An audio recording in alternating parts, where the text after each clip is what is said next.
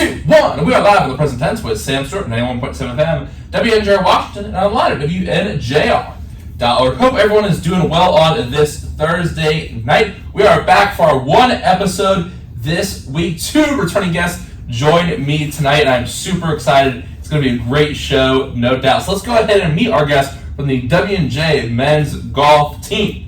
My first guest on the show tonight is a junior out of McDonald, PA. Everyone, welcome back on the show tonight, Matt. Lacek, Matt, how you doing tonight? I'm good. How are y'all? I'm doing great. Excited to have y'all back in the studio tonight. But first, we're going to meet my second guest on the show tonight. My second guest on the show tonight is a sophomore from Somerset, PA. Everyone, welcome on to the show tonight. Last year's Pack Newcomer of the Year, Andrew Platt. Andrew, how you doing tonight? I'm great. Happy to be here. Look, I'm excited to have y'all back. We have about 5 episodes left of the present tense as a whole, so excited to have y'all on for one of these final episodes. We got a lot to talk about. Obviously, y'all came on in between the Pack tournament, which y'all won last year, and Nationals, and there's been a whole lot of stuff that's happened since then in the world of golf, in the world of W&J golf as well. So, listen, let's go ahead and dive right into it. Andrew, you guys just had the Dubjay Invitational this week. How do you feel like you would assess the team with just one event left before that Pack tournament weekend? How do you feel like the team is gelling together right now? How do you feel like the team is playing? I'm optimistic for how we can play. We haven't put it together at all this semester, but I mean, our top 3 has just been, relatively solid as they normally are, and we're finally getting Luke Malisco back. He was having a little struggle with his game there for a little bit, and it looks like Ryan Steigerwald is putting it together. So if we're all playing as good as we can, there's no one that can beat us, I don't think. No, I would definitely agree. The talent you have on that team is unreal. And Matt, I would like to ask you now, going into the Pac Championship last year, you had to make an incredible comeback. How do you feel like the mindset is different going into this year with just this one stroke lead, which is, kind of talked about as practically like a tie? And what are the keys for being back-to-back champs? In just 7 days, the Pac Championship takes place in Youngstown, Ohio. So what's your thoughts? I think last year, us being down by so many strokes, we sort of went at it like we had nothing to lose. Like, let's just go and play as great as we can, and just, again, we have nothing to lose. For this year, we're only up by 1, so it's kind of like we are ahead. It's like we need to play well, and I think there's a little more pressure in comparison to last year. So I think the team is going to take this week and prepare to get their short games good, get putting good, and just start focusing on the fundamentals of just being able to shoot well out there. So how do you feel like the team and, you and Platt, the older guys, the kind of experienced guys who've been on a championship run, how do you feel like you've tried to keep, I don't know if intensity is the right word, or maybe that kind of hunger you guys had last year? Because I think it happens in all sports. I've heard it from a lot of different people on here, teams that have won a championship or teams that have won maybe multiple in a row. It's difficult to kind of keep that, we have nothing to lose, everything to gain kind of mindset. Now you're the defending champs, you have that pressure on. How do you feel like you've tried to instruct, especially the younger guys, about that? I think, honestly, the way we approach it, the last, or the 2 weeks before our Pac Championships, we usually try to focus on our top 5 guys that we want. So, like a tournament before the Pacs, we usually have our top 5 guys, and whoever we take there is going to be at Pacs. So I think our coach focuses on us heavily, just practicing, just for those 2 weeks to prepare and get us in the right mindset and get our games as the best we can, I would say. Now I'm going to go back to you in a sec, Matt, but I want to get both your opinions on this. I'll start with you, Andrew. How do you feel like the experience of going to Nationals, obviously in Kentucky last year, Cade had a really big run, putting WJ in the national stage, historic performance there, but the whole team got to go. Last year was Scott McGinnis's top moment of the year for WJ Sports on the show. He said it almost brought him to tears, that comeback. So, this year, how do you feel like that experience of the Pac Championship last year in Nationals helped the team grow or helped you grow individually? I'll start with Pacs. The first day I played really well and got into the final pairing, and then being able to pull through for the team with a 1-shot lead on 18, that definitely gives me a lot of experience to draw on whenever I'm out there and I, need to make something happen, or just not even need to make something happen, but just knowing that I know how to, settle in, calm myself down.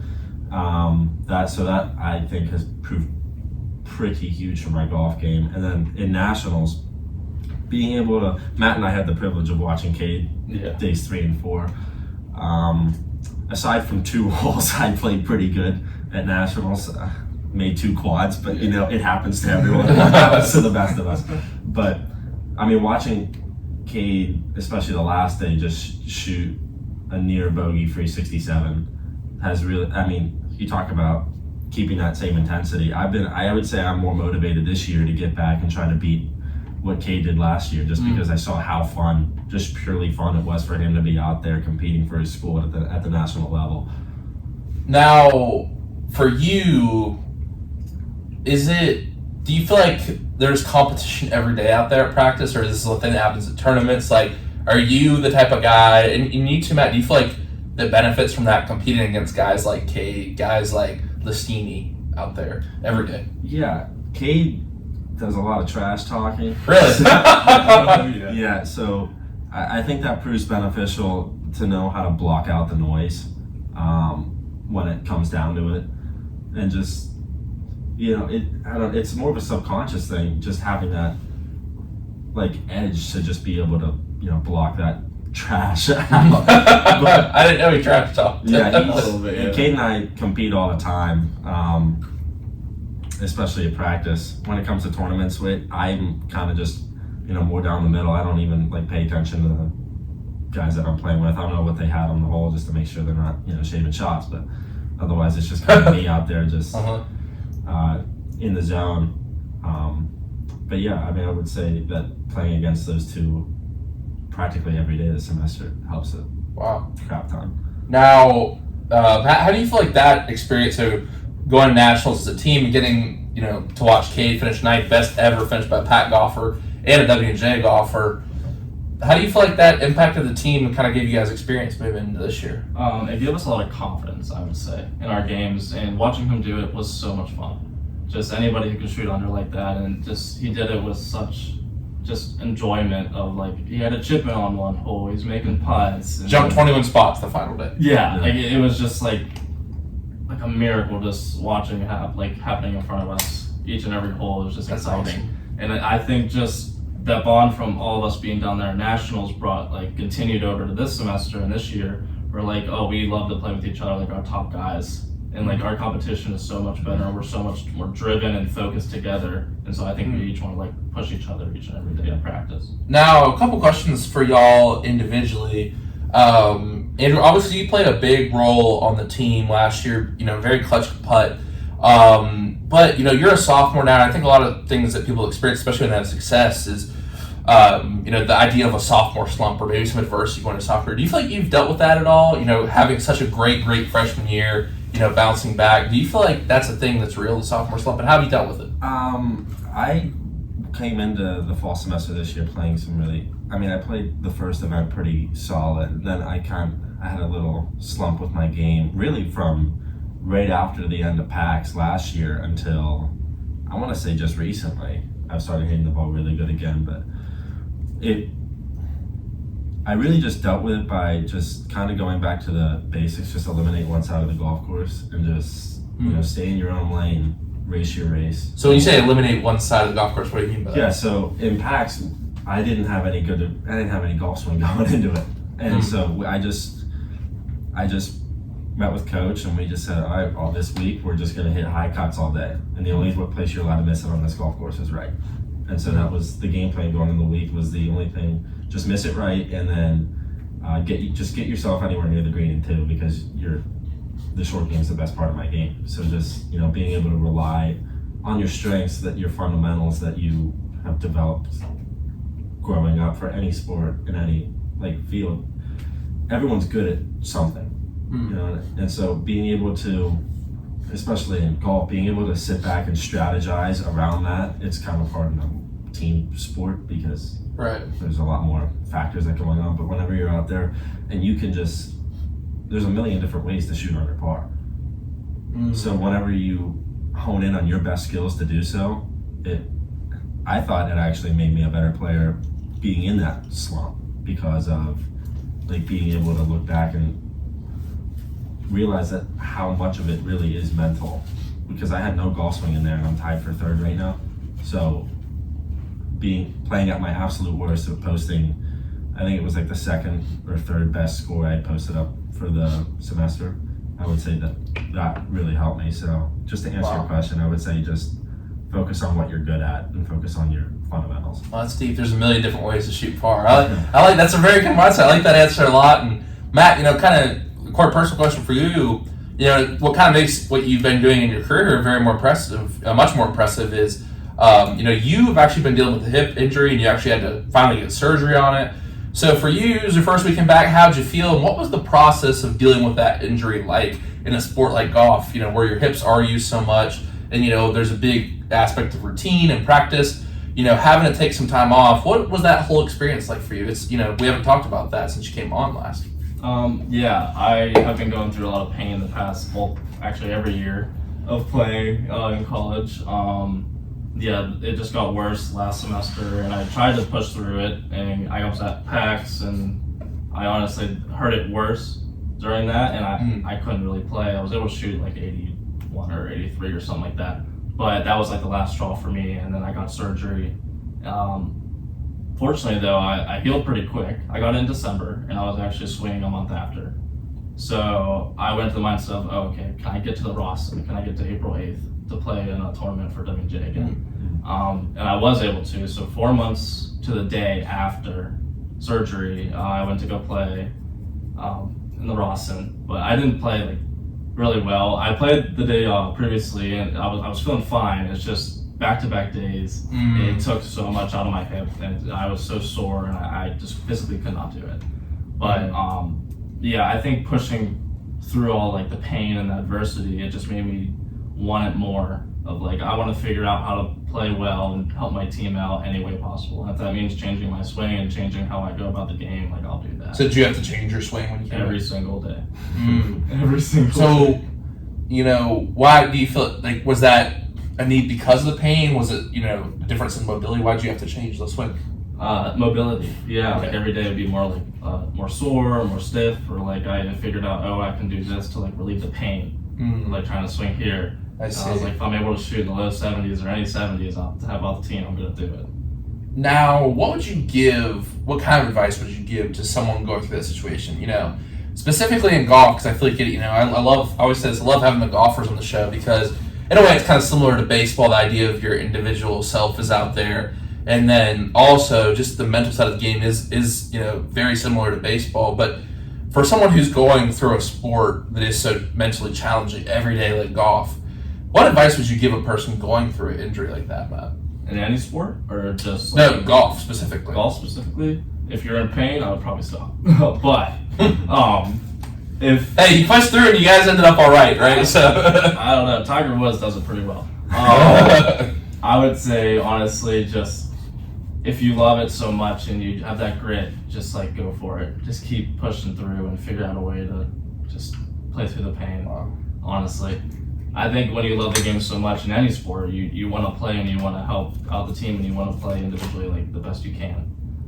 So I think it means a lot more. It means more when you're able to play through pain and also like win a pack championship or win a tournament or as a team or individually. That's awesome. Yeah, and I hope you guys get back this year, obviously. And one thing I really love talking to you all about last time is some of the deeper things in life. And another reason I love having golf on is kind of the metaphor of golf is life. So to start off tonight, to just dive right into it with our kind of deep question segment, I'll start with you, Andrew. How do you feel like golf reflects the game of life? And I feel like there's a million different ways you can take this question, so. That is a really good question. The biggest thing I would say is, especially in the game of golf, you can't lose yourself mentally. You have to be very mentally strong. You can't get angry over bad kicks, you have to take those with a grain of salt, but just continue to do your best shot after shot. Because if you get angry out there, start chucking clubs and stuff like that, it's all going to go downhill. I mean, Tiger Woods really has a really good rule. It's called the 10-step rule. After a bad shot, he has 10 steps to be angry, walking up to the next shot, and then after those 10 steps, it's gone. My dad always told me they'd ask him about like what shot, and he'd say what last shot. Exactly. Yeah. I would say that reflects life perfectly. You're going to get bad breaks in life, and so you just have to, keep chugging along and keep trying to post the best score you can that day. Do you feel like that mindset is probably like one of the reasons Tiger is considered by many to be the GOAT or one of the GOATs? 100. The reason Tiger Woods is so good, I mean, he obviously dominated the physical side of golf, but he's by far the most mentally strong golfer that has ever walked this planet. Yeah, especially coming back and winning the Masters, Yeah. like after everything off the course too. Mm-hmm. Whether or not you obviously agree with what he did or not, and most people probably wouldn't, obviously, but to know all that media controversy is there and all the fans and like he draws people to the sport like no one else. Like it's the big cat, it's Tiger. It's the GOAT. It's pretty crazy to think about. I mean, in a sport where routine and skill and fine motor skill, to have those people watching you be calm, it's really. You really got to be mentally strong. Yeah, you do. That's it. It's gonna be crazy. I was thinking about today when his kid, you know what I mean? Yeah. When his son There's all the pressure. starts winning majors, though. His swing looks just like his dad. He's pure as all hell. Yeah. That'd be pretty. That's been like a crazy storyline when his son. Yeah, it's been crazy. But I do want to turn it over to Matt to give you a chance to respond to this question. What do you think? Honestly, there's so many ups and downs. Like every day, your driver can be on, or it can be off. Your putting can be on, or it can be off. It's at work, same thing. Like you're trying to go through a business meeting and you're not like fully focused, and you're like, oh, I don't know like what's fully going on, and like I don't want just like to mentally break down. Like you need to be strong, you need to hold your own, and you need to be able to do that on and off the course and at work as well, and in school too. Like when you need to grind out those papers, you need to grind out like homework and stuff like that to be mentally focused. I think honestly there's so many ups and downs with golf, with life. My next question that kind of spins off that, and those are both great answers, is one thing I typed in when you typed in the word golf, golf game, and mental side of golf. You type those words into Google. A lot of articles come up with the word humbling. Golf is a humbling game. Now, is it because like the pros make it look easy? Is it because anything can happen at any moment with, like you said, the ball kicking one way in the wind, like so many factors. But why is the game of golf so often described as humbling? Not a lot of sports are like that. Humbling. Maybe they're tough, but humbling is an interesting word. You're going to take this first. I felt it when I went to the Rawson. What was it, like, on Monday? Yeah. Mm-hmm. You come out here and you're like, oh, I just want to shoot the 70s, or I have been playing the 70s, I have been playing well, and then you go out there in a tournament and you shoot like high 80s, and you're like, oh my gosh, this is a hard game. Like it is so hard, and you're like, I was just playing so well. Yesterday I was playing so well, and then it's just gone in one day. Mm-hmm. Like it is very brutal sometimes. Mm-hmm. It humbles you of like how people are able to shoot so well consistently. Mm-hmm. Yeah. Interesting. What about you, Andrew? What do you think? I think Jack Nicklaus said it best. It takes hundreds of thousands of shots to build confidence, but it takes one to lose it all. Yeah. Oh, I've never heard that. Yeah, I kind of felt that at Nationals last year. I opened up like on fire. I think I went like birdie to start the first round. I'm like, all right, well, game over. I won the national championship. Because like no one can stop me. Third ball happens. I'm like, okay, I get up there, and I haven't missed left probably in that. Like I didn't hit that bad of a shot, and probably I want to say like a month and a half or so. And it wasn't even all that bad. I just hit like a 10-yard pull up there, but it just led me into the deep, for lack of a better word, crap fescue back there. I ended up making, I think it was a 7. And so like it's just like you're on top of the world. I just birdied the first 2. It's just like no one can stop this train, and then all of a sudden it just hits you like a train. So that's why I would say it's humbling. Wow. No one can stop this train, and then it hits you like a train. Wow. And the idea that it takes, because that is so true. I think that's like for baseball too. It takes hundreds of good swings to build confidence. Then you strike out, and you're like, wow. Good point. I really like that. I've never heard that quote before. It's true though. I think the key is like keeping that like knowing that one swing really, because it really doesn't ruin your confidence. It doesn't ruin your mechanics, but it feels like it. You know what I mean? You have to. It's like that's why it's important to remember the training. But if you said tough in the moment, it's an easy thing to say, right? Yeah. Wow. That's a great point, guys. I love those answers. And my next question for y'all is something we kind of touched on a little before the show. It's like the idea that golf is both a recreational sport and a competitive sport in the way that some people just kind of go out and play for fun, and obviously at the college and pro level, people are being very competitive. But a lot of people say, like, when I ask them or tell them I'm bringing golfers on the show, rather, like, this must be awesome to get to play 18 holes every day. Does it still feel like that fun that you get to, like, literally play golf for, free every day and get to play 18 holes? Or do you feel like sometimes you lose that fun for the game? And how do you try to keep it fun for yourself, even though it is so repetitive? And whoever can take this question first. I honestly think it's the people you're around. And, like, also at a certain time of the semester when, like, how important these tournaments start to get. At the beginning of the season, I feel like, you're trying to get back into it. And in the middle, you might be like, oh, there's schoolwork, or, like, I might not play or be focused enough on it. But when the pack comes around, like, who you're around, you're playing with, and how, like, focused you are and driven, you're like, I want to win. I think it starts to be a lot more enjoyable. When you're playing 18 holes. But, like, when you're with your buddies and stuff like that, it's also fun because it's like, people aren't used to, like, playing competitively when, like, they're like, oh, let's just go on a weekend and stuff like that. Yeah. So you say, like, that camaraderie still keeps you, like, if you had to go out there by yourself, it would be different, but being with all the guys. Being with all the guys, I think, is more fun. It's more competitive, and it's like you can talk and chatter and mess awesome. with each other. I'll have to ask Kate about his track. I told you he's coming on one more time. Well, actually, I don't know if I told you. He's hosting we're doing something in the gym for the last ever present tense. He's hosting. And he's got some great one-liners. That's why I asked him to host. But I'm sure he's got some trash talk I can get out of him as well. But Andrew, what about you? This idea, you were talking about it, you're so in love with this game. How do you keep that love for a game that is so humbling and so frustrating? So I've definitely run through stretches where you just become burnt out with the game, specifically last summer, where it's just like, I've been in a slump for just so long with the game. But it's really two things that keep me going. Like, I love competing so much, and I hate losing so much.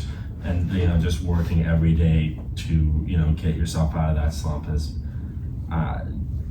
it's just therapeutic for me. As bad as you look at it, like, I'm still having fun out there even when, I'm not playing my best. Like, it's not too fun in tournaments, but when you just go out there and practice and, you just start hitting shots that you enjoy, whenever I'm, like, in a slump, I'll just go out there and I won't, like, keep a score or anything, because that can be interesting. the most deadly thing you can do for your game. But, like, if you're having, say, what I did was just a horrible full swing month or whatever, I'll just go out there for a week and just not hit a single ball full swing. I'll just, hit little half shots and, hit shots that you enjoy hitting, because you can still get better in that area of the game without burning yourself out even more. Wow. That's interesting. I think one thing I think about that's interesting, like with baseball, is like you have one swing. You're obviously trying to hit the ball. It's a baseball swing, but there's so many different kinds of things in your game. Like maybe you're putting and driving, but like your chipping isn't on. You're chipping the ball over the green, and like maybe you're chipping and putting's on, but you can't get the ball anywhere close to even chipping it. Right. So many different factors. Yeah. So many different clubs. So many different types of grass. And it's a lot of factors. That's the fun part. Have you seen the Robin Williams golf skit? Yeah. When he's like, we're gonna. So it's like we're just gonna do it one time. He said, no, we're doing it 18 times. Yeah. It's one of my favorites. But it is kind of true about the game. It is like, if you think about it, it's really crazy. Like you're trying to hit this little stick and this little ball. Yeah. Simple game, right? But yeah. Well, it's easy. Yeah. Now, let's talk about a big golf event that's going on this week. Obviously, we talked about it kind of in recap last year, but we got the Masters going on right now. Bryson DeChambeau up right now.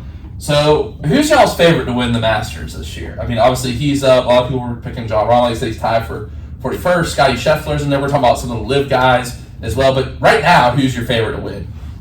Going into Friday. I say Scotty Scheffler. I love how he is. I love how he goes about the game, and he just does not change with the fame or whatever. If he comes back home on Monday, he's gonna be a normal husband. He's gonna soon be a dad. Like he stays grounded in who he is. And I like that. I don't like the showboating or social media constantly, like those type of people. So do you not like Bryce DeChambeau's like kind of content he makes and stuff? I do like Bryce. I love how he brings a lot of the kids into it, the younger crowd, of seeing how far he hits it, and he makes it fun to golf. Right. I love what he does. But if he brings on the course, I might be a little skeptical. But I also I love seeing people grow the game in different ways. Yeah, it's kind of like I said before the show, kind of like Trevor Bauer in baseball. He makes this content, like this kind of older sport, golf and baseball, but it's kind of dominated by lack of better, like sometimes old heads, like the coverage and stuff. And then you get people making YouTube videos and trying to hit the crap out of the ball. You know what I mean? But I don't know. I'm kind of rooting for him. I think it's good. I think people talk about him though. Like people probably outside of the golf world know him. It's interesting. And Andrew, who do you think? Who are you predicting? I think the favorite is Scotty, but that's for obvious reasons. The guy's just, I think, the best player in the world right now. Best ball striker by far in the world. And if he can putt even like anywhere just above average, he'll have a multiple shot victory this week. But if we're gonna go like a little underdog take, Joaquin Niemann has been playing some pretty solid golf for like the past 3 or 4 months for the Live. I mean, I don't tune into Live all that much, but I just see his game fits Augusta so well because he can work the ball either way off the tee, but he likes to hit a nice little draw. But Augusta's, I kind of know the course like the back of my hand, even though I've never even been in the state of Georgia. Really? That's really interesting. I've watched it so much, but he hits this like low draw, and so that helps in so many holes. Like the 5th hole, the 4, 5, and 6 are the 3 toughest like stretch on the golf course, and they're all tree lined. But the reason it's so tough is you don't know where the wind's out on 4 and 6. They're both par 3s, and they're relatively straightforward. But I mean, his low penetrating ball threat keeps it below that tree line to where it won't get obliterated by the wind, especially on holes like 12 as well. But 5, it just sets up so perfect for him because it moves a little to the left. And he's breaking it down right now. He loves I analyze this No, stuff. the only reason I was laughing is because Matt was stopping behind He you. loves talking about So it. and on 5, it's a little long par 4, about 510 yards, I believe. And it's up the hill and down the hill, but it just favors a draw both shots into the green and off the tee.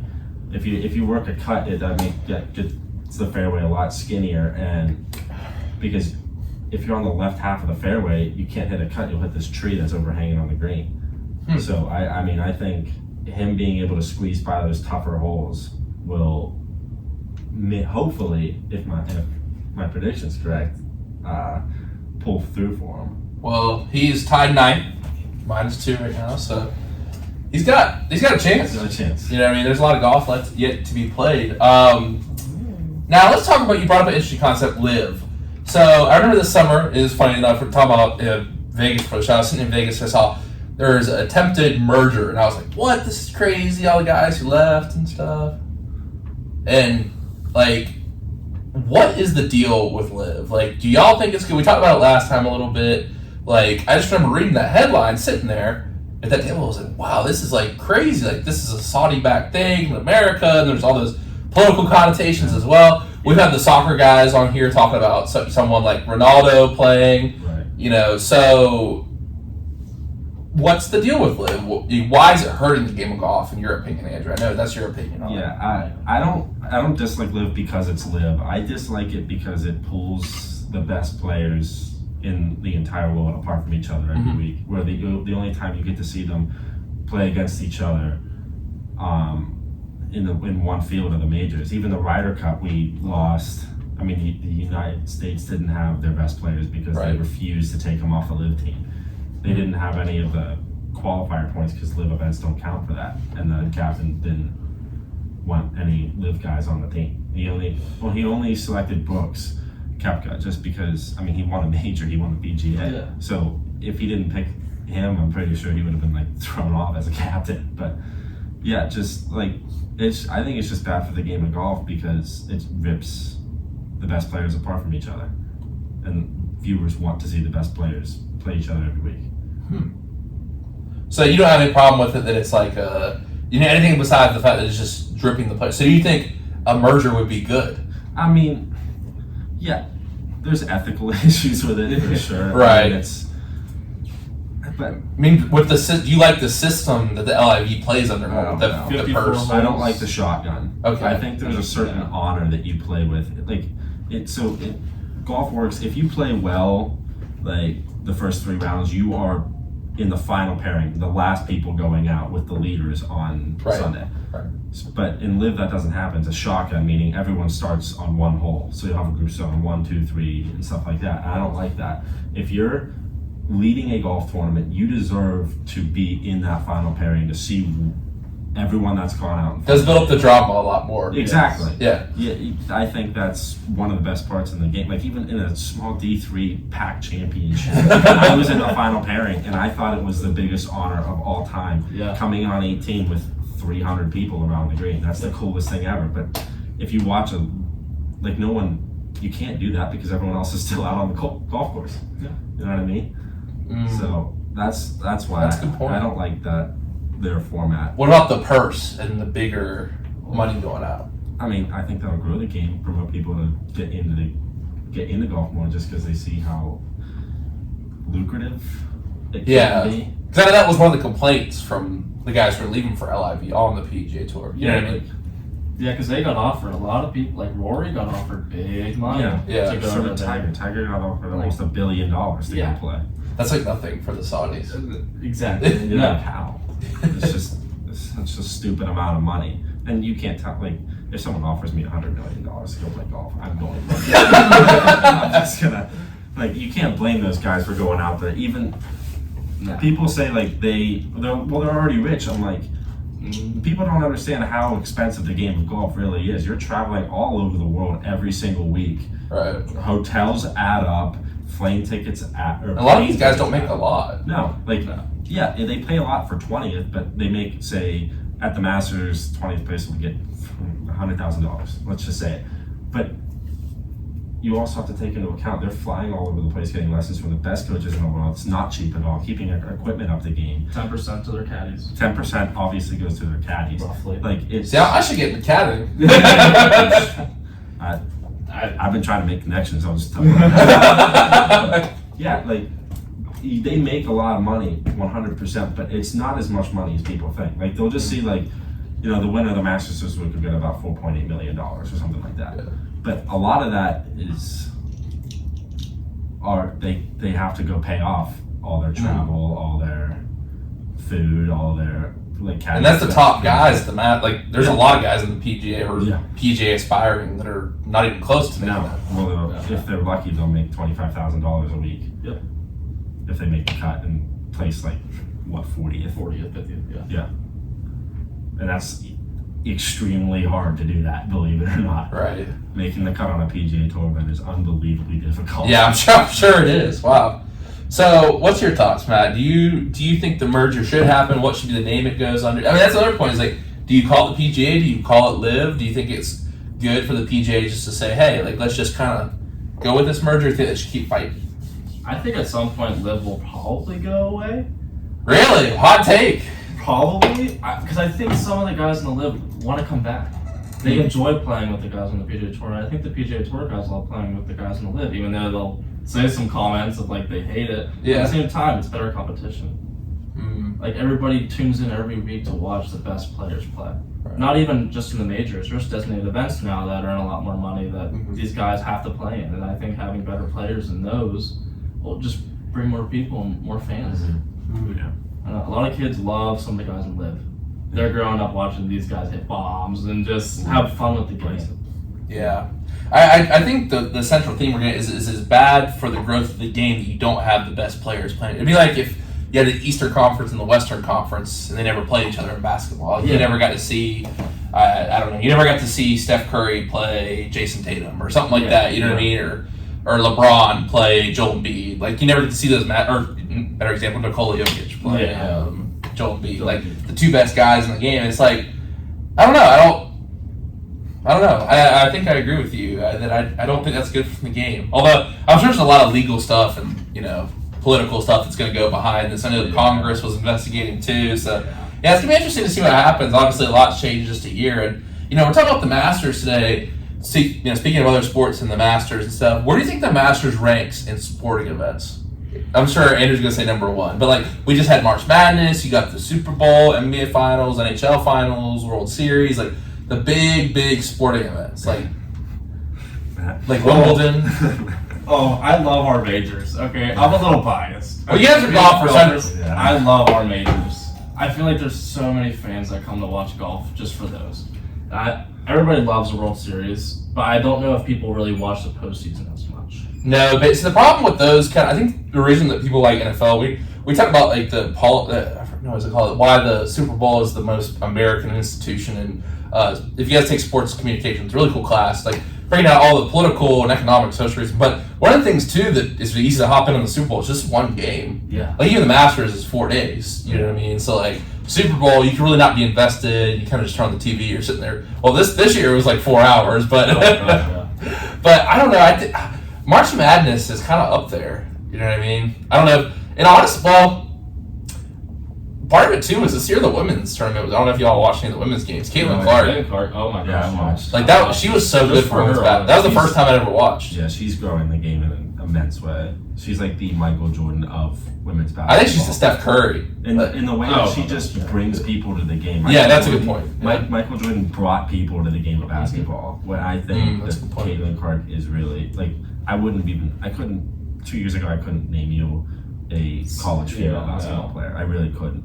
But now that I tuned in, I'm like, oh, this girl's insane. Oh my gosh. She's just stupidly good at this game of basketball. There's people at work talking about her. Like, Yeah. Did you watch her? And I'm like, yeah. And that wouldn't have been the case 2 years. I think the cool thing that's going on right now with women's basketball, like everyone was like, oh, the dunks aren't as crazy and you should lower it. But like the thing is, the women can shoot just as good as the men. You saw Sabrina Ionescu. She would have finished second in 3-point. And like the cool thing is, Caitlin Clark, like she's shooting threes just as well as the men. Yeah, better than one. Like from the low. I want to see her versus Steph Curry, Klay Thompson. Like, what would be cool is Sabrina and Caitlin versus Steph and Klay. Yeah, that'd be sick. Yeah, you know what I mean? It's like, yeah, she's pulling up from the logo, and I think people like that. And people, obviously, Steph Curry grew the men's game in the same way that, Michael Jordan, they're both influential players. You get the shot chart from like 10 years ago. And like, the fact that Caitlin Clark's pulling up is just so cool to watch. And like, I think the cool thing, too, is we talk about this also in sports, like all the complexities of NIL, and obviously that's too much of a thing for whatever. But in the men's side, it's kind of always a lot of transferring. And some on the women's side, but like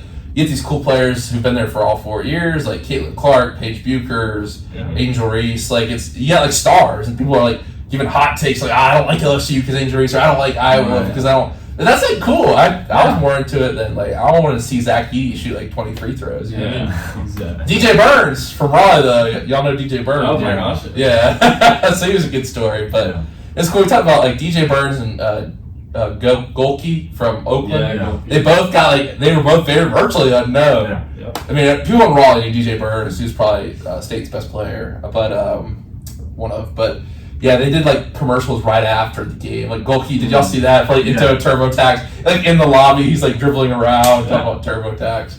It's pretty cool. But back to the original question, I don't know. For me, sporting events like. I don't even like golf, but I feel like the Masters has got to be, because it is that, I think Sunday at the Masters, maybe more specifically. Yeah. If you're saying Sunday at the Masters, actually the World Series hasn't been as exciting the past few years. Yeah. Like the storylines haven't really been there. The NBA Finals haven't been as exciting. Like last year's Finals was Nuggets first. You knew who was going to win. Yeah, and you knew who was going to win, exactly. Like, it would have been cool if it was Lakers Celtics. Yeah. Like, I'm not a Lakers fan, but then, that's the matchup. Yeah. But I think Masters, I'd probably go 2 or 3 behind, like, the Super Bowl, probably. Right. Yeah. I'm sure you'd go 1. But the Super Bowl, though, you know what I mean? Like, it's tough. Would you think 1? I think it's 1. I think there's an aesthetic beauty to the Masters, too. They just put on such Americana. It's just like a spiritual experience. Yeah, watching the Masters. Even for me, like who doesn't really watch golf, like I like hiking. It's just like the nature aspect of it. It's like American beauty of like sports and nature, and like there is something American about it because we've had our transcendentalist writers and the spiritual nature of the wild and stuff and the way it's cool. It makes me want to go watch some tomorrow. Obviously, question. To the guys who get suspended today, when do they start in the morning tomorrow? Yeah, they start. They'll tee off at about, I think it's like 7 or something. Oof. I thought it was going to be earlier than that. That's rough. Yeah, it's do you guys like playing at night or in morning better? Not night, like afternoon. Tournaments I like playing at night better. Really? Yeah, this is weird, but when I play in the evenings, especially like tournaments in the summer, like you just, whenever you're out there competing and you're just so focused, there's like this really just nice feeling sweat. And you know what I mean? Oh yeah. It's like, and you don't, it's going to sound weird for anyone who hasn't experienced it. I'm sure in baseball there's these stuff, like where you're up in the plate, and I'm sure it just kind of feels like you're in slow motion. Just for a little bit, and you just kind of feel the heat of your body. That's what I feel a lot whenever I play golf in the summer and when I'm playing in the afternoon, specifically when it's actually hot outside. Yeah. It just slows it down so much. I feel loose. I feel more loose. Yeah, exactly. Like relaxed. Like it's like you relax, and I think it's just so much easier to get into the zone because you've been awake for, hopefully a couple hours at this point. But whenever it's like a 9 a.m. and I'm woke up, I shut down a breakfast and I go on like thrust it out on the tee. I'm like it's still fun, but I've always 100% preferred the afternoon. Especially around here in the fall too, and it's like raining. And it's really like freezing out there trying to hold the ball. Yeah, it's you guys get gloves and stuff, but we're talking about this, and Matt, I'll give you a chance to respond to the question, and then I'll want you to answer this follow up as well. So for you, morning or night, and also tell me why you guys prefer walking. A lot of people, maybe recreationally like to drive the car, but you guys, I noticed at the tournament when I went a couple years ago that the rosin is a tournament with carts. So the first question, morning or night, and then why do you prefer walking? Morning or night. I would say more night, and I think that comes from I played baseball before golf. Okay. And I love that transition of when you're playing during the day and then it starts to be night. That nice cold, sunset, yeah. And the lights start to turn on, and I'm pitching up there, and I'm like, this is just like a great feeling. It's calm, and it's like still warm though. So I think that transition into golf of the sun's setting and it's calm and you're in nature, and it's just like a beautiful setting, honestly. And what was the second question again?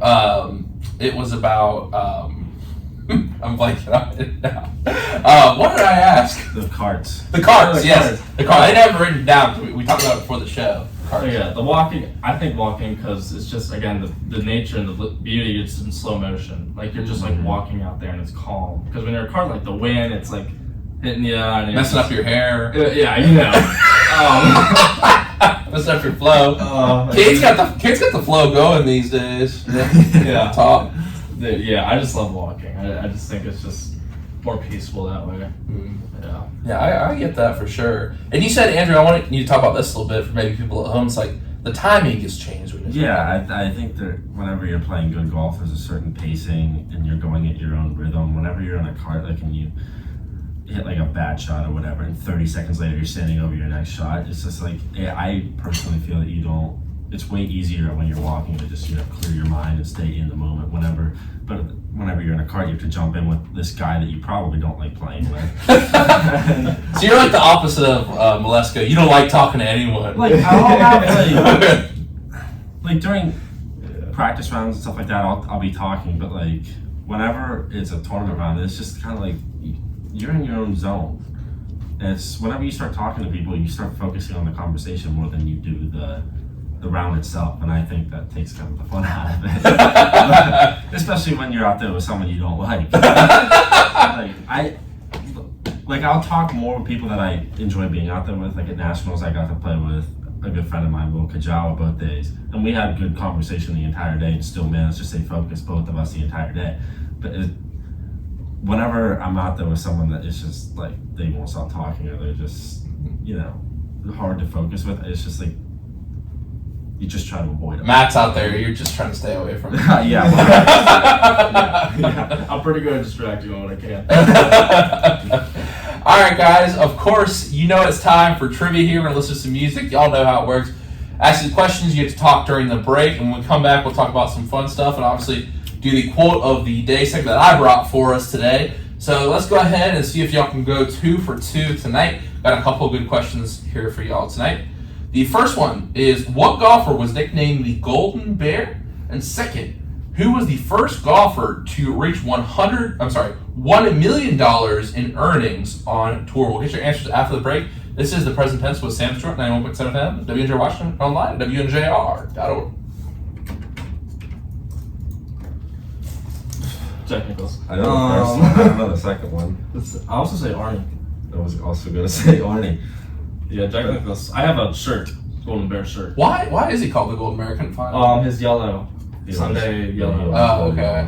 Yeah. It's like Tiger Sunday red. Red, yeah. It's We were talking about like the biggest like moments in sports that athletes were signed, like the way that the night when Tiger was wearing the red Nike polo, the Nike ball rolls, like stops and then drops in, like greatest PR ever for Nike golf, like they off of that single shot they made millions. I'm sure.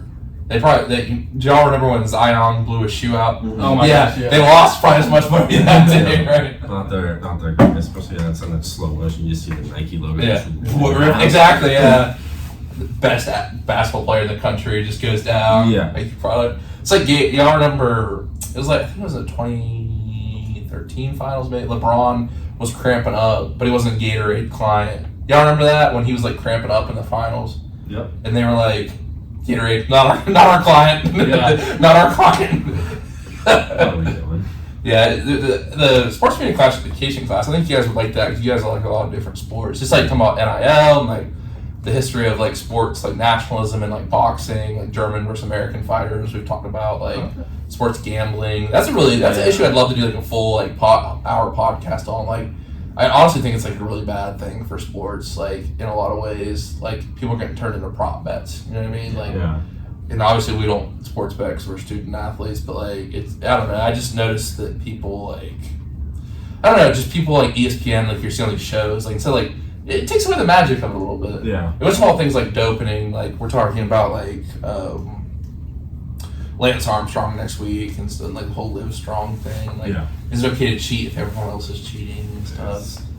Like that's a conversation in baseball and golf, like steroids. Like I just, my opinion on it is like, it's something that's very harmful to the human body. You know what I mean? So it's like, one of the opinions is like you should have like a golf league, baseball league, where steroids are allowed. But then I was like, the people are going to watch those because they're going to be doing the most incredible thing. Right. You know what I mean? Like, it's one of those tough questions because like obviously like, Mark McGwire versus Sammy Sosa, like these dudes are like really, they're hitting balls under the third deck. 500 figured out. Yeah, like they're just hitting like 70 home runs a year, just like flipping the bat 500 feet. You know, like, are you a Phillies fan? When I watch baseball, yeah. Oh yeah, Phillies. Yeah, I know we talked about it a little last time. They see that's the thing is Philly sport. I was gonna ask like they've had a tough go of it, like a lot of close calls. You know what I mean? The Phillies have been making some crazy runs. Yeah, and they just put it together through the power of friendship. It seems like the 95% winning Dodgers will face up again and lose against the power of friendship Phillies every year. You're like, how the hell did that even Well, I'm a Braves fan. Y'all beat us past. Yeah, I don't know. And the Braves have had the best offense in baseball. I'm a big Braves. They got Matt Olson now. I don't know how y'all got so many. It's pretty crazy how good their offense is, but so bad in the postseason. Yeah. But baseball, that could happen in a series, though. You know, I just like how who gets Phillies get hot. Philly's been hot. You know what I mean? Yeah. Like the past. I mean, they lost to Houston, obviously, and then the Rangers are just a steamrolling team. Like they were the best team in baseball. Last year. I hate that. I hope the Orioles. I'm kind of hoping for the Orioles. They have a cool storyline with Jackson Holiday and stuff. Like, and plus, I think they're one of those teams like it's been bad for a long time, and like, you know what I mean. Like the Phillies, Braves, Dodgers, like they've had success in the NL in recent years. AL, obviously, you got your big dogs, but like, yeah, I think it'd be cool to like see the Orioles.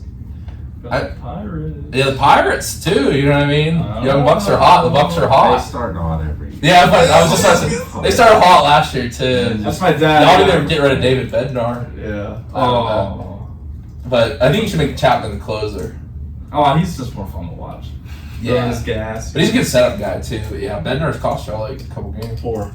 That's exact number. In a row. Yeah.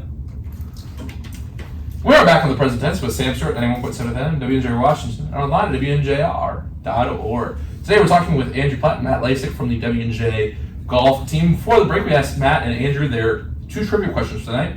First question was, what golfer was nicknamed the Golden Bear? Jack Nicklaus. All right, that was the easy one for the night. He said that's because of his gold Sunday outfit. He always wore a gold shirt. That's pretty cool. What would you wear? What would you guys wear? Like, what would be your Sunday outfit? Are y'all like red, like tiger, or like I feel like you gotta be, not that you guys aren't really good, but like red, that's Tiger's color, right? No, yeah, I don't. There's a reason I never wear red on the golf. Yeah. That's reserved for him and him only. The big cat. If I had to choose, I would either go black on black or Ooh. Black Knight, yeah. a big blue guy. I'd wear. Blue. Yeah. I'm the same way. I'm a navy blue. Yeah. I love a good navy blue. Are you guys like Ricky Fowler, go out with the old orange I Puma? I would. Orange cleats. If I had the clothes, I would give it a rip. Hey, you need that Puma NIL deal, bro. We just talking about NIL during the break. All right, second question. Who was the first golfer to reach $1 million in earnings on tour? Arnie. That's correct, Arnold Palmer. 1 minute, 1967. He was the first. I mean, that just shows you how many events he won. Yeah. 62 PGA wins, because that was very tough to, get that much money in 1967. It's pretty crazy. So we're talking about a lot during the break, and a couple questions I wanted to bring up here. If you could golf with any former Masters champ at Augusta for a round, who would you golf with? I mean, I'm gonna go besides Tiger here. Yeah, I mean, I put Tiger's the obvious answer. Yeah. I would. Besides Tiger, I'd 100% choose Phil Mickelson. Really? Interesting. Yeah, I grew up and got really into golf right when Tiger was out with his allegations and back injuries. So the next best guy there was Phil. Watching him win the Masters, hit the shot on 13 across Race Creek, and then in Kiowa in 2021, I think it was, for the PGA. Like, he's kind of encompasses my golf game, just bash it anywhere off the tee, hit this stupid recovery shot up near the green, and just get everything up and down. Mm-hmm. I've always looked up to Phil. I have his hat, hoodie, stuff like that. Like, oh, cool. He's been my favorite golfer growing up and still right now. Awesome. See, I thought someone might go more historic. So, Matt, you going more historic? I'm going to go more historic. Okay. I honestly think, just because I've never seen him play, and it's hard for me to understand how hard it was back then for them to win, I say either Jack or Arnie. Yeah, I would have said just Jack, because he's one of those people, but you don't see a lot of video of him. You know what I mean? Like, it's not a thing where Tiger, Phil, you can see all the rounds on YouTube probably, but there's especially with golf, there's this certain aura. It's like the Wilt Chamberlain thing, right? It's how can anyone be this good, right? Right. Back in the day. And it's such a different game too. Yeah, I think that'd be really cool to play with it. But also Phil, that'd be really cool. And you just would be excited to play at Augusta, right? I know we talked about that last time. That'd be so. You gotta work on your connections, right? That's what golf is, right?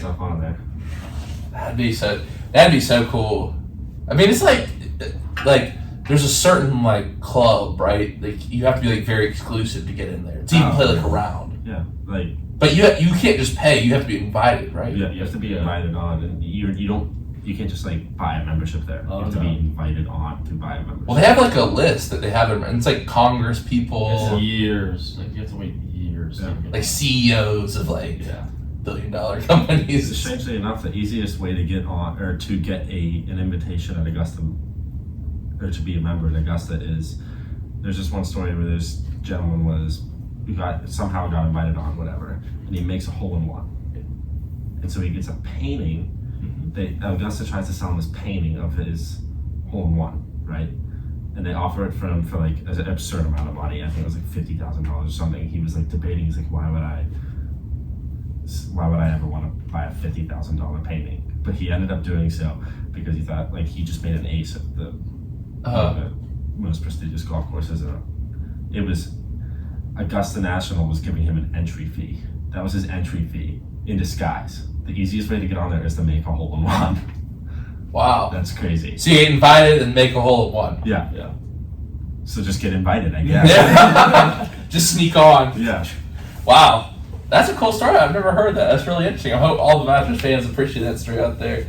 Now, my next question is, this one's a little more funky, but kind of stuff I like to ask on here. If you could design a golf course in any biome on any place on Earth, with no limitations, unlimited resources. Now, examples could be the moon, the desert, underwater. What would you do? Do you have an answer? I have one. You go first. I think I got to do a little snorkeling in Australia this summer. I think it would be so cool in a tropical island. a coral reef to have like a bubble, underwater bubble, That'd be so good. and like you see all the fish swimming by and stuff. And plus, the coral reefs are threatened. All the oceans are threatened. It could raise a lot of money. Yeah. So you have like a bunch of different holes, you know, not too long, maybe like a par 3, but you have this bubble over top, and you have to like scuba down there and stuff. So it's like an experience. Yeah, Take your scuba. That'd be really cool. There's this place I think in Africa where they have one tee box. I think you have to take a helicopter Yeah. to get up there, and it's a green shaped like Africa, and it's like 550 yard long. yeah. I'm sorry, what? Wait, what? You have to take a helicopter to get up to par. I don't even know. So you're just on the platform? Like you're up. What was it like 5? You're up on this like huge cliff. Yeah. And you're hitting. You have to. It's a par 3, and they give you 10 shots to try to hit the green. Green's like 550 yards away, but it's so far below you. So you can't even see where the ball goes, really. No. Yeah. You need to use binoculars to see the damn thing. Yeah. Yeah. And you get Wow. like I don't know, $1 million or $5 million if you get a hole in one on it. Yeah. Wow, that's crazy. I was thinking something like a desert biome, like a safari kind of deal. So Safari. that's fun. I could see two things. Just a complete island golf course where it's. Like Wii Sports. Like Wii Sports. I was about to say that. That's exactly where my mind went. That last hole, and then the second one, I could see something in like the Amazon jungle, with like all the like because those trees are so damn high than any other trees in the world. So like just having that would be so cool. Now that I think of it, because you're just in a wall of trees the Yeah, entire day. that'd be crazy. I listened to a really good Joe Rogan episode with Paulie Scalios. Have y'all heard of him? He has like clips talking about like wrestling anacondas and stuff. It's pretty crazy. Oh, yeah. Yeah, he has like a lot of clips about like meeting indigenous people and stuff like that who've never been contacted. Like it's interesting. I think another one we haven't said yet is the moon.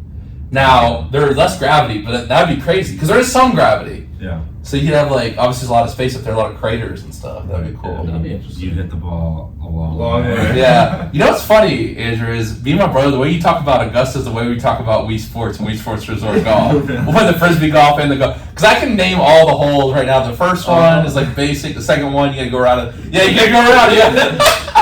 And then the last one is the island one. That's what It's so frustrating. It's like you go over, into the water. Yeah. Oh man, the Frisbee golf and Wii Sports, we always play that too. It's funny, those good games hold up, but yeah, the Wii Sports, the golf, I'm sure y'all played that too. Like, 100%. I want somebody to make that now. That'd be sick. that would actually be sick. Yeah. I was wondering like how in the game they got the Mii's across the island, but did y'all play Wii Sports Resort? Oh, No, it's no, a superior I don't think game, so. I think, Wii Sports Resort? compared to Wii Sports. Oh yeah. And plus the golf is more accurate. Yeah. It's like, yeah, it's more of a swing that tracks, but yeah, Wii Sports, you hit it, it's like the red. Yeah. I hear the sound effect. I'm like, nice on. And all those. Yeah.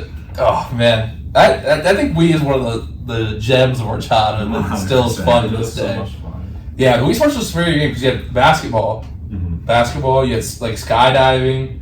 I mean, what else? Me and my brother play that. We play the archery. We play Frisbee golf is big. I like the Frisbee golf on there, and ping pong too. Yeah, I think that was a superior game. But yeah, I think the Wii golf course, that'd be a good one too. Yeah. That'd be a good one too. Honestly, it makes Frisbee golf seem really fun. I don't know if y'all ever played Frisbee I've golf. never tried it. I want to play. It seems fun. Seems a little easier to pick up casually than Right. golf, and cheaper too. There's a lot of them on trails and stuff, you know. Huh. That's actually I love that you brought the Wii golf, and we all went back to our childhood nostalgia. All right, so now let's talk about a little NFL. We haven't talked about too much free agency here in the couple episodes we have, but for the NFL now, Saquon Barkley goes to you're a huge Eagles fan. Yeah. Obviously, 3 years, $37 million deal. Do you think the Eagles go all the way this year? And if they don't, do you think this is Coach Sirianni's last year? Obviously, Doug Peterson 2 years after he went to the Super Bowl got fired. What's the pressure like for the Eagles this year with this talented roster? I'd say it's through the for Sirianni and Jalen Hurts especially, it's through the roof. Y'all got Devin White too from the Bucs. Yeah, like for Sirianni, it's through the roof. Like if you don't make a deep playoff run, like if they lose like the conference champion or something, like even with the best rosters in any sport, you're not going to win all the time. Yeah. Like we were just talking about the Phillies like beating the best teams in the MLB just by the power of friendship. It's just it's hard, really. But yeah, I think for both Jalen Hurts and Sirianni, if they crap the bed this year. It's Really, Jalen Hurts too. yeah. What, you get Kenny Pickett in I there? was like, Yeah, I don't know about Hurts. Maybe Coach Sirianni. Jalen last year, he took such a fall off in passing the ball. And Yeah. and run Tush push merchant. yeah.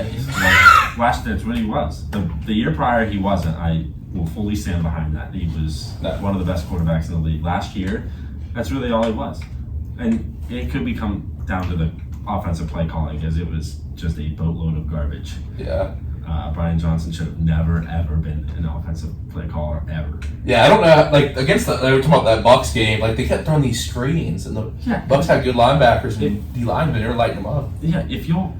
I could tell you what was going to happen every single play of that game because I've been watching it all year. They blitzed Jalen Hurts 91% of his Todd Bowles is known for blitzing. 100%. And he'll change once they beat him, but they can never beat him. If you can't beat him, he's not going to... Why fix what's... Yeah. Why But he gets way too aggressive with the blitzing, but it was actually working in that game. Because Brian Johnson is... There's this famous picture in Philadelphia, at least, where there's no one in the middle of the field for the Bucks. No one at all. It was a cover zero, and we had no extra protection, and we had two guys running go routes on the right side. How the hell is that ever going to work? Run a slant. Oh my God. Like, Jalen's getting murdered back there. He was. Like, they were giving him no help. Like, the offensive play calling was so critically bad that I really do think that if I went in there, it would have been a closer game. You get the Madden playbook going. Yeah, that's quick slant. Well, combined, I'll never forget this play because I've never seen anything like the play. Trey Palmer catches like a 5-yard curl. Yeah. Jukes twice, makes two defenders run into each other, runs it in for like a 50-yard touchdown. Yeah. Which was so surprising because the Philly had started off so well. Yeah. And you had the Jason Kelsey storyline, and it was like, this is his year. This is the year they go. Obviously, he's so close against the Chiefs. We talked about it last year. But, I think the key, you look at the best teams in the NFL, it's like the offense is crazy. Yeah. I mean, good defenses, but, like, at the end of the day, it comes at, like, Patrick Mahomes won the Super Bowl. The defense was great. Chris Jones made big plays. The Chiefs, best defense in the league. But, like, at the end of the day, you got to have an offense that can score. Well, yeah. You know what I mean? And it's like they did that for the first 10 games, though, you know? The way, really... It was a heart attack watching every single Eagles game this year because I could see it all year that this was not the same team as the year prior just because of the offensive play calling, and we lost so many key parts on defense just because we had to pay a lot of guys on the offensive side of the ball. Right. But, when we were barely beating the teams, like we barely beat the Bucks in like week 3 or something like that, and that was when Baker was not playing good football. Baker was playing really good football near the end of the season, but in the beginning it was like still... he was on a new team, trying to prove himself. We barely beat the Patriots week 1. Like, are you kidding me? You sound like a true Philly fan right now. Like, the fact that game was ever close is sad. I mean, I think the best game that we played that year was against the Chiefs and the Bills. I was about to say the Bills, We were down 10 both games, but even the Bills game, we got bailed out by the refs, I want to say. Wow, that took your team. Now, the Chiefs game, they did play good, although Mr. Brickhands, MVS. It's just the first 10 games for Philly, first up, we lost to the Jets. We had never lost to the Jets in the history of our franchise. The Jets were pretty bad this year. But I think, you got to think, too, it's the NFL, it's hard. Like, they had seen that scheme from last year that had been successful. Like with Saquon, you have a whole different element, you know what I mean? So we'll see what happens. I mean, obviously the NFC, your main competition is going to be the Niners. Mm-hmm. I think what's interesting would have been 2 years ago to see the Niners with a fully healthy Brock Purdy play the Eagles for that full game. Obviously, you get Christian McCaffrey being the quarterback there. That's not great. Yeah, so that would be interesting to see. Obviously, the 49ers kind of have their own flaws. They got exposed in defense in the Super Bowl a little bit, but Matt, I remember you're a Patriot. I mean, not a Patriots fan, Pittsburgh fan, right? Yeah. Steelers. So, what's your thoughts on the Steelers offseason? All right. You glad to see Kenny on they got Kenny. I feel like we didn't trade him that well. I don't know, man. I think he kind of deserved to get shipped off. He didn't seem like a great teammate. His last game was like a 400-yard game. And it was the first game back after we got rid of Matt Canada. And he went off. And then he got injured. and then he didn't get a chance to play again. So I do understand it from the previous games, but it also was a different offensive coordinator. So I don't know. I mean, but they got Russell Wilson. I think the fact that he wanted competition and then he asked for a trade though. He asked for a trade. Yeah. Once Rusty came, and he didn't dress out when that game was Buffalo. And Mr. Trubisky, I would have not Mr. Trubisky. Mason Rudolph. Thank you. I would have taken him in that playoff game even if both were healthy. Oh, I would have taken Mason. Yeah, he was riding the hot hand. He was a good. The funny thing with Pittsburgh people is we're talking about Bednar, obviously Kenny Pickett. If you complain at all, Pittsburgh does not put up with that. Philly doesn't either. No, Philly will beat you out of the stadium. I mean, someone from mind you, this was a game at the Buccaneers home field. There was a Philly fan who threw popcorn at Coach Sirianni. Yeah. Philly, they hate losing. But they love their guys who ride for them though. They love Jason Kelce. Jason Kelce. Yeah. But what's his name? AJ Brown, who didn't play in that game. Was he the one who was complaining? It was something with the locker. What was going on with him in the locker room? He was, obviously when you have the biggest collapse in franchise history, you're gonna be mad. But he was. The fans didn't like it that he was kind of playing it off as if it's no big deal. Yeah. You kind of have to because if you act like it's such this huge deal, you're not gonna be able to fix it. Yeah. You know what I mean? But yeah, Philly doesn't like excuses. Philly doesn't rock with that. Yeah. Philly only likes you when you win. Remember when Ben Simmons had a back injury and he wasn't? Yeah. Yeah, obviously. Yeah. Don't rock with him. Philly hated him as soon as Philly chose Tobias Harris and Ben Simmons over Jimmy Butler. That's unbelievable. It's the worst. You're right. So are you a big Sixers fan? I'll watch in the playoffs. I'll follow on social media, but I just think there's way too many games in a season for me to. There's a lot. Yeah, the playoffs definitely heat up in the NBA, especially the play-in tournament stuff. Then, right. But if Joel Embiid is back and is healthy, but it's funny because Ben Simmons still didn't play for the Nets at all this year. But I know tells you, and you've obviously seen Jimmy Butler lead the Heat. Obviously on some deep playoff runs from the play-in position. Yeah. Yeah, it's just, Jimmy Butler's been discounted twice in his career to the T-Wolves, and then obviously. Yeah, and then Tobias and Ben Simmons. How do you let him go? I know, Jimmy Buckets. Tobias Harris, it's just the fact that he has earned over $450 million. That's great. It's just, he has the greatest agent of all time. He should be put in the Hall of Fame. Right. The Hall of Fame. Yeah, we should see what happens in the East. I think the Celtics are more vulnerable than people think. But so, now I want to get back to the point about the Steelers. Who do you think is going to finish the year? Personally, in my opinion, I think Russ. Big contract year coming up here. He's not going to be with the Steelers long term. I think he actually balls out this year. I think we see Justin Fields maybe a year or 2 years down the line to rest up some. I think people might want Justin Fields, but I actually predict a big year from Russ. He's in a good situation once again. The city's behind him right now. He's the kind of player they like. I don't know. What do you think? I agree. I think also getting rid of Deontay. He was sort of just like a remnant of AB. So, because he was there when he left. Right. And I think he was also doing that to George Pickens too. Trying getting him in that mindset of I love George Pickens. Well, see with George. Now it's interesting because you saw what happened with Juju and AB. When AB leaves, Juju steps in number one. There's a big difference in the NFL between WR2 and WR1. Yes. So Pickens can be wide. He's been good at wide receiver too, but it's a lot different when you have the best corner on you. Yeah. Yeah. George Pickens is kind of like Moss and some scrubs out there. The Steelers had such a talented offense, but when he's got the best corners in the game on him. I know it's going to be interesting. I love Ross. I love what he's doing, and I think he'll be good. Again, like you said, a year. Yeah. I think he's going to try to go as hard as he can this year. I think Justin Fields in a year or two might be your quarterback. Justin Fields got thrown into the fire. If you look at some of look at Brady sat behind someone. Bledsoe, exactly. And then you look at Mahomes sat behind Alex Smith, who is a very established veteran quarterback. And it's funny just the amount of people talking about Russ is done, and I know that Cam Newton was saying some crazy stuff, and I will say this about Cam Newton before I make this statement: I feel like it's kind of BS that Jalen Hurts passed on the touchdown record because Cam. That's Jason Kelce's record. Yeah, exactly. Thank you. Because you watch Cam Newton. Now I don't like Cam Newton. I don't like some of the takes he has now, but Cam Newton's rushing touchdowns today were crazy. If you look at this, it should be Jason Kelce's record. Thank you. Yeah, and then, but essentially he was Cam Newton was talking about how he could still be in the league and all this and that, play for the Steelers. He was trash. Have y'all seen his podcast?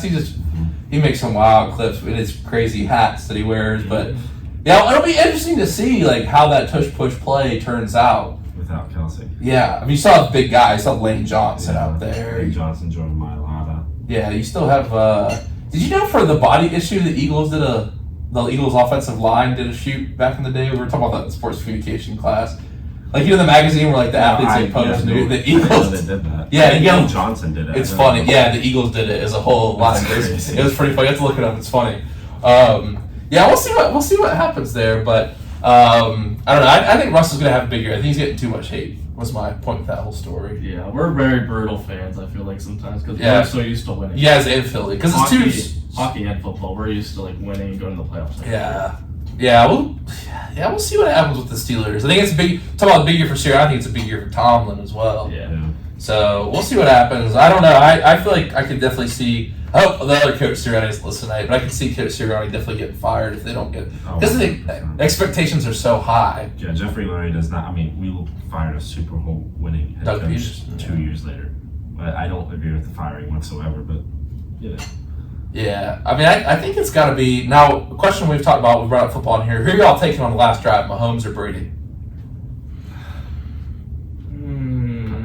Personally, Brady. I say Brady. A lot of people are saying Brady. Someone said because of Mahomes' legs. You haven't saw that 4th and 1 in the Super Bowl, but Brady, like prime Brady. Oh my gosh, Brady. I mean, like watching him, like last drive, I would say I felt like 80% of the time he's gonna go down in the way. Yeah, I mean both of them. You have the ball. Like you just knew if the Chiefs got the ball like back in the Super Bowl. Like, yeah. I think what's interesting about Mahomes is like. I don't know if Brady ever had a receiving core this bad as they had this year, the Chiefs. Like, the amount of drop, they had 2.6 drops per game, led the league. Horrible. And he still threw those guys. Like, he still threw MVS the ball in the AFC Championship. After the week before, he fumbled on the one-goal line against the Bills. Like, the way he trusts those guys. And then, obviously, Rasheed Rice. Mm-hmm. Like, what's going to happen? He finally gets the number 1 at the end of the season. He gets arrested. I mean, what are we doing, guys? Yeah. And it's like the man needs some. I mean, and Kelsey's getting. Although Kelsey did play really well in the Super Bowl. Kelsey's really been his rock. Are you a fan of Travis? I don't mind him. I watched. He's a little wild, you know. Yeah. So does Jason. Though Jason was hilarious in the Super Bowl with the beers and stuff. Yeah. He's like bringing up girls to meet Taylor Swift, like shirtless. I don't know. I feel like Jason Kelsey was just a good guy for football. 100%. He's just a football guy, and I think Travis is a little more like prima donna than Jason. Well, Jason kept Travis playing in college. He was going to quit. Oh yeah, because he got thrown off the team. Yeah. For I believe it was marijuana. Yeah, and Travis does like I don't know if you know, he did like a dating show where it was like 25 women. Yeah. And Jason's just like this family guy, like It's just like what the picking McDonald's up. Yeah, I don't think they can be more different. I think how are those two brothers? What? I said how are those two? I know, but it's like I feel like people do hate on like his relationship with Taylor Swift. It's like they both seem kind of like normal people. Like I don't know. Like it's interesting though how the amount of people that are complaining about that. But I think Jason definitely seems like a cool dude. I wonder what like him and Travis talking is like though. You know, when Jason's just doing side quests now. Like he's out there podcast. Yeah, podcast. Wasn't he on WWE? He was on WrestleMania with Lane Johnson the other night. And there wasn't like Speed and like Logan Paul and like all the like what was that? Yeah, like a fever dream. Yeah, really. And then, like was Speed was dressed as like a Prime model or whatever. Yeah, I don't know. We'll see what happens this year. It's gonna be very, very interesting. I think it's a big year for both Pennsylvania teams, but we'll see what happens. But listen, guys, this has been so fun. I've enjoyed both your episodes in here tonight. So I'm gonna go ahead and take us home with the quote of the day tonight. Y'all gave some great ones last time about play the ball where it lies. That was awesome. And then that quote from Scripture as well. That was awesome. I was listening to the episode Walk Around the Day. So this one tonight comes from Robin Sharma, and this is the fears we don't face become our limits. Agreed. Oh, yeah, that's interesting. So I like that just because I think in life sometimes we're presented with options, and sometimes our fears can be in those options. You know, can we step back and wait for the fear to come to us, or do we step into it and face it? And I think if we don't step forwards, it becomes a limit. If we step towards it, becomes a stepping stone. So that's my thoughts that I leave everyone with tonight. And y'all, once again, thank you so much for the show. Good luck with all the big golf coming up here soon. Hopefully you guys get to fly out to Vegas, go play some golf in the desert. But, once again, just thank you all so much for coming to the 2 episodes. It's like honestly been 2 of my favorites that I've had here on the show. This is 177 tonight. It's been 2 great ones from y'all. So once again, thank you so much. Thanks for having us Yeah, on. thank you. It's been a blast. That was awesome. All right, everyone. We'll be back next Tuesday. 5 episodes left in the history of the present tense. We've got Coach Dan Dubjay joining the show next. We're still working on show details. Likely 9 p.m. start. Great guy. I've heard a lot of the girls say he's a great coach, and I'm really excited to talk with him. Once again, a reminder about our Against Malaria fundraiser. Go check out the link. Instagram bio at the President Tense WR. That's at the President Tense WR. $2 saves a life from malaria, so please donate if you can. All right, everyone, let's wrap it up for the night. Everyone have a great night. Remember to live in the present tense.